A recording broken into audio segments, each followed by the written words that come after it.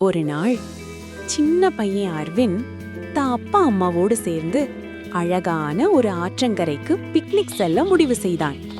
பச்சை பசுமை நிறைந்த அந்த காடு, பறவைகளின் சத்தமும் மென்மையான காற்றின் இசையும் அவர்களை மகிழ்ச்சியோடு வரவேற்றது.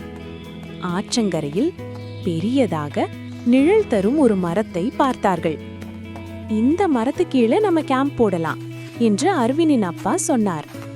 பகல் முழுக்க சாப்பாடு, விளையாட்டு, சிரிப்பு, பிக்னிக் ரொம்பவே சந்தோஷமா சென்றது. நள்ளிரவில் அரவினுக்கு தூக்கம் வரவில்லை. அப்போ அழுகை சத்தமா? மெதுவாக கேம்பிலிருந்து வெளியே வந்த அரவிந்த் ஆச்சரியத்தில் நின்று போனான். அவர்கள் தங்கியிருந்த அந்த பெரிய மரமே அழுது கொண்டிருந்தது. மரமே, ஏன் அழுறீங்க என்று பயமில்லாமல் கேட்டான் அரவிந்த். மரம் கனத்த குரலில் சொன்னது, ஒரு காலத்துல இந்த காட்டுல என்னை போல நிறைய மரங்கள் இருந்தாங்க. ஆனா மனிதர்கள் எல்லாரையும் வெட்டி எடுத்துட்டாங்க. ஒரு நாள் என்னையும் வெட்டுவாங்கன்னு பயந்தான் என் கண்ணீர். அரவிந்தின் கண்கள் நனைந்தது.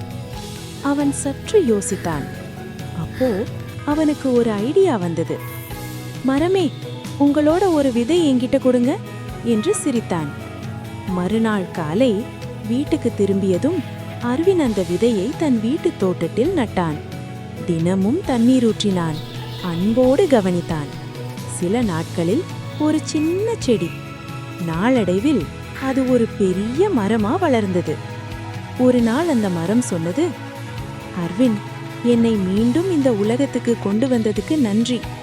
எல்லாரும் இப்படியே மரங்களை நட்டா இந்த பூமி எப்பவும் சிரிச்சுக்கிட்டே இருக்கும். அந்த நாளிலிருந்து அரவிந்த் எங்க இடம் கிடைத்தாலும் மரங்களை நட்டு வளர்க்க ஆரம்பித்தான். இயற்கையை காப்போம், எதிர்காலத்தை காப்போம்.